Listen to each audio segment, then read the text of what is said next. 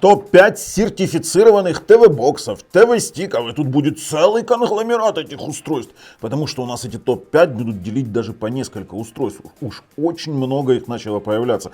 И достаточно хороших. Поэтому на весну 2024 года, вот вы видите сзади Google TV, Android TV. Короче, топ-5 вот таких вот сертифицированных устройств с полной сертификацией. Само собой, с включенным Netflix и различными форматами Dolby аудио звука, Dolby Vision звука или HDR, вернее, звука, изображения. Боже ж ты мой, или HDR каких-то вопросов изображения. И все это на канале Технозон. Поехали.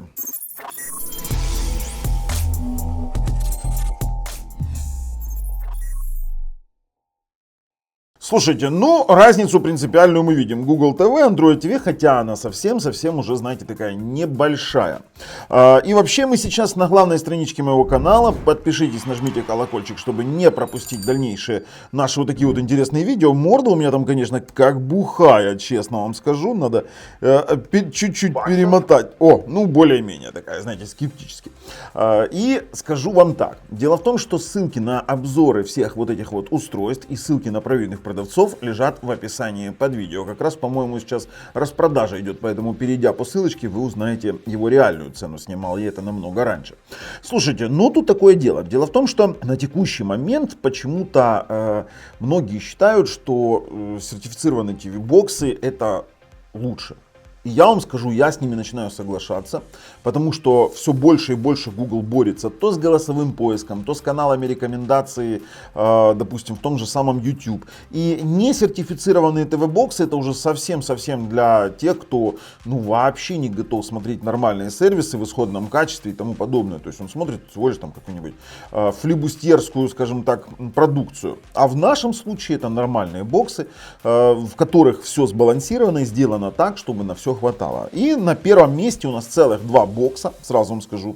Это у нас Xiaomi Mi Box S второй ревизии. Вы не смотрите на цену, $55. Это просто вот ссылка, я взял первую, просто выделил ее. Пойдите в обзор, под обзор, посмотрите в описании, там разместил ссылку, дешевле $50 нашел вам. И именно из-за этого у нас вот он на первом месте, именно из-за его возможностей, потому что за $50 в среднем вы имеете Dolby Vision, Dolby Atmos, это полноценный Logic S905X4, вернее его производная там с дополнительной буквой, уже не помню, то ли K, то ли J, уже можете написать в комментах. С поддержкой HDR10, HDR10+, у него даже есть сертификация DTS, и все это в сертификатах. Сертификация Netflix, DRM L1, потом, что у нас там, CNC Clear K, короче. Очень много всего реализовано. Да, это все тот же старый формат. Да, у него USB 2. Многие спрашивают, если у него оптический выход есть, то Toslink. Через Toslink можно подключить ваш ресивер, хотя это уже такой вчерашний день. Потому что через него проходит максимум Dolby Digital 5.1. А для того, чтобы получить Dolby Atmos, нам нужно получать его через HDMI. И тут вот это вот немаловажный момент. Он все это может. Формула памяти 2 на 8. Да, хватает с головой. Если не знаете, как правильно настраивать сертифицированный ТВ-бокс, то, конечно же, у вас будут проблемы.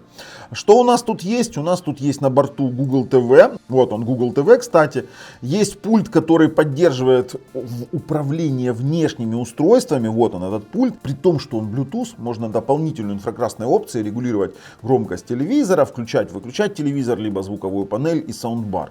Короче, это действительно хороший вариант. И, в принципе, этот вариант приблизительно такой же, как и следующий вариант, который я покажу. Это у нас Xiaomi Mi TV Stick 4K, он снова пока что в продаже, хотя не обещаю, что надолго, советую прикупить парочку, если вдруг что. Но Xiaomi Mi TV Stick 4K отличается от Xiaomi Mi Box тем, что у него нет своего USB порта, нет инфракрасного выхода, но есть Android TV 11, это очень хорошо, то есть это не Google TV, хотя на текущий момент выглядит он почти как Google TV, да и голосовой поиск уже глобальный на многих TV-боксах на Android TV не работает. То есть там целая история у нас получается. Почему? Потому что начинает бороться сам по себе Google. И на многих сертифицированных ТВ-боксах уже голосовой поиск начинает отваливаться. Для многих людей стик даже предпочтительнее. Спрятал за телевизор, включил и забыл. Но дело в том, что тут еще один такой момент. В данном стике Logic S905Y4 процессор. Да, это не полноценный X4. Разница в ядрах Cortex A35 в этом стике, Cortex A53 в большом проце X4. Но дело в том, что разницу в повседневном использовании вообще вообще не почувствуете. Да, в каких-то играх возможно, но не для игр это сделано для просмотра контента. И здесь есть тот же самый, за сумму меньше $50, тот же самый Dolby Vision, Dolby Atmos. Есть у нас DTS, есть у нас HDR, HDR10+, и само собой все эти сертификации Netflix и тому подобное. Поэтому это у нас первое место, эти два стика. И, кстати, тут пульт тоже работает с дополнительной инфракрасной опцией, хотя он и Bluetooth, да, и автофреймрейт реализуется через TV Quick Actions в обоих вариантах. А на втором месте у нас тоже конгломерат ТВ-боксов, и в частности это Hamatix Box Airlight 4K. И скажу вам так, сейчас будет следующий бокс, потому что вот те, кто видят Hamatix Box Airlight 4K, они мне сразу спрашивают, а как же там бокс Kickpick AP1? Разницу я сейчас объясню. В этом Hamatix у нас прекрасно все. Смотрите, это Google пульт, которым вы можете управлять дополнительными устройствами по типу телевизор, панель, аудио-видеоресивер. В нем есть Netflix, в нем энергоэффективный процессор iMlogic S905Y4, в нем Bluetooth 5, формула памяти 2 на 32, хотя в предыдущих было 2 на 8 и хватало, здесь сделали 2 на 32. Плюс у нас здесь есть варианты Dolby Atmos, у нас есть HDR и HDR10+. Да, здесь нет Dolby Vision. Данный TV-бокс не рассчитан на телевизор с Dolby Vision, он рассчитан на телевизор с HDR, он рассчитан на телевизоры, например, с HDR10+, таких как Samsung. Для Samsung это вообще идеальная штука.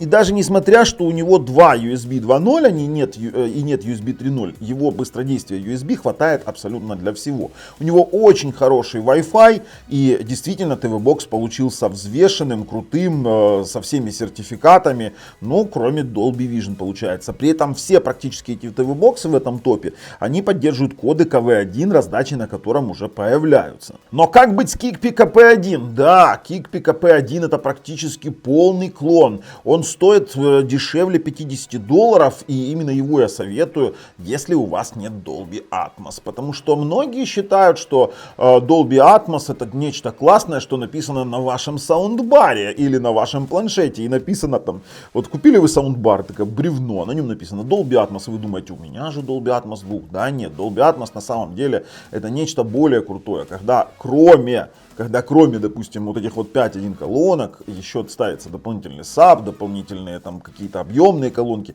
и, конечно же, монтируется еще в потолок колонки. Только тогда вы получите полноценный Dolby Atmos. А вообще есть сетапы по 128 колонок конкретно в Dolby Atmos. Поэтому говорить о том, что вы слушаете на каком-то бревне полноценный Dolby Atmos, ну это полная фигня. И разница здесь у нас заключается конкретно именно в этом Atmos. В Kickpick AP1 где максимальная лицензия Dolby Audio это Dolby Digital Plus. Хотя все то же самое у нас работает HDR, HDR10+, iMlogic S905Y4 процессор, есть Netflix, и Prime и все остальное, чего бы вам захотелось бы. И все тот же самый пульт с поддержкой дополнительной инфракрасной опции. Видите, здесь даже пишут Dolby Digital Plus. С поддержкой инфракрасной опции, которую действительно мы советуем. То есть, если у вас есть Atmos какие-то устройства, ресивер Atmos, например, то, конечно же, Hamatix это, скажем так, ТВ-бокс выбора. Если у вас есть обыкновенный ресивер, то на Hamatix я бы не зарился, я бы брал бы на это. И, кстати, меня тоже могут спросить, а почему ты не... Вот Hamatix, если рассматриваешь Lite-версию, а есть же еще Hamatix Box R4K простой, не Lite, и там полноценный iMlogic S905X4, и тот же самый Atmos, и там есть один USB 3. Ну, во-первых, давайте так. Стоимость 4К простого сколько, а сколько Lite, и там в некоторых источниках, и в зависимости от страны, может доходить разница до $20, а для кого-то получить эфемерный процессор X4, если вы не играете на ТВ-боксах, ну, честно говоря, такое себе удовольствие, доплатить $20. При том, что вы в повседневном использовании абсолютно между этими двумя боксами разницу не увидите, так же, как и с КП-1. Ну, как-то так. А вот на третьем месте у нас поселились Микулы. Микулка M2+, и хотя я его выкидывал из последнего топа от 50 до 100, я его возвращаю в топ сертифицированных устройств, потому что мне уже отписались подписчики в комментариях и писали, да, мы получали обнову, И вот не подтвердились мои опасения о том, что там начался отвал Bluetooth, не Bluetooth, а Wi-Fi. И вот действительно, когда уже там 2, 3, 4 отзыва пошло, я уже начал там изучать эту тему и понял, что да, можно возвращать. Потому что я этот TV-бокс использовал в одном варианте, еще на старых прошивках, где есть Dolby Vision. Кстати, не знаю, по-моему, существуют старые прошивки на FPDA, на 4 PDA, там, где есть Dolby Vision, это уже там стоит туда идти смотреть. Но действительно хороший TV-бокс. 2.16 формула памяти, Android TV 11, полноценный Android TV 11. Тот же самый пульт, который можно управлять сторонними устройствами, Bluetooth пульс и опцией, скажем так. Плюс мы тут имеем, само собой, Netflix. Смотрите, вот я сейчас опущусь, вам покажу некоторые моменты. Мы здесь имеем Netflix, мы здесь имеем 2.16, тутитуар Wi-Fi. Конечно же, у нас это все с поддержкой AV1 кодека и Dolby Audio у нас есть звук. Вот это вот, конечно, прикольно. Действительно, неплохой TV-бокс. И микулы, которые сделали Skyward, более-менее можно брать неплохо. С ним вот на этом же месте, на третьем, у нас сидит Микулка M2. Микулка M2 простой, один из моих любимых боксов, потому что за $61, за 62 практически вы получите абсолютно стабильный ТВ-бокс, который уже вылезан, на который уже даже прошивка там была Android TV 12, по-моему. Я не помню, напишите в комментах, какая последняя. Мне тоже писали про стабильную прошу. Но я вам скажу, S905X2 мой любимый процессор. Самый холодный в серии, самый стабильный. Да, там нет AV1 кодека, но не смотрите в AV1 ничего. Вы на стриминговый сервис это вообще не повлияет. Вы будете смотреть YouTube 4К в HDR, вы будете смотреть, допустим, тот же самый Netflix в HDR с Dolby Audio. Это все будет абсолютно классно работать. Я сколько не пробовал, у меня, вот сколько я его не использовал, у меня вообще просто одни положительные впечатления. Во-первых, коробка прикольная. Во-вторых, это Skyward производство, а не Videostrong. То есть это Skyward, это чистый Skyward. В-третьих, у него завезли адаптивный HDR, в отличие от того, что было на самом начале. И мне настолько нравится этот TV-бокс, что я вот до сих пор его держу в топах. А на четвертом месте у нас G1. Почему не King Hang? Потому что я уже его видел и Kiruи G1, и просто G1, и различные какие-то модификации. Но это полноценный S905X4 с обалденным Wi-Fi. Неплохой TV-бокс, при этом еще и с Dolby Vision, с HDR10+. Плюс у нас здесь неплохая Android TV прошивочка, сертификация Netflix, Dolby Audio и, конечно же, все вот эти вот TV-боксы поддерживают Chromecast. Но что не так? Почему четвертое место практически? Да потому что у него постоянный Dolby Vision. Если на Dolby Vision телеке, постоянный HDR, если на HDR телеке. Ну короче, вот как-то с этим не доработали. А так это был бы вообще топ-1, особенно за его деньги. Хотя сейчас цена на него немножечко приподнялась. И опять тот же пульт, с помощью которого можно управлять дополнительными устройствами. Все здесь просто отлично. Смотрите мой обзор, я действительно очень хорошо там все показал и всю правду про него рассказал. И с ним это место делит у нас четвертое Hakko Pro, который вывалился дешевле $50, даже при наличии постоянного HDR у него в его комплекте. И процессор Logic S905Y4, но вот эта вот цена, она играет очень большую роль. Тоже стабильный Android TV 11, Netflix, Dolby, неплохой пульт, AV1 поддержка, очень неплохой Wi-Fi 5 ГГц. Наш админ телеграм-чата тоже им пользовался. Кстати, он и G1 пользуется, и Hakko Pro он через него прошел. Но от Hakko Pro он эволюционировал до G1. Вот как-то так он выбирал. У него, во-первых, телевизор SDR. И здесь тоже автофреймрейт работает через TV Quick Action, тоже без каких-либо проблем. И пятое место у нас, это у нас пошли донглы, стики, так называемые. И в пятом конгломерате у нас на первом месте стоит Hamatix Dongle G4K. Очень неплохой стик. Я, честно вам скажу, я его тестировал 2/32 на Google TV, на Logic S905Y4, опять же, Dolby Atmos. У нас HDR, HDR10+. Если вам не нужен Dolby Vision, и у вас там, например, Samsung телевизор, либо телевизор с поддержкой HDR10+, это просто идеальный, чисто для стриминга стик. Вот чисто для стриминга. Netflix посмотреть, через Matrix что-то посмотреть, там, через какие-то варианты, вообще вопросов нет.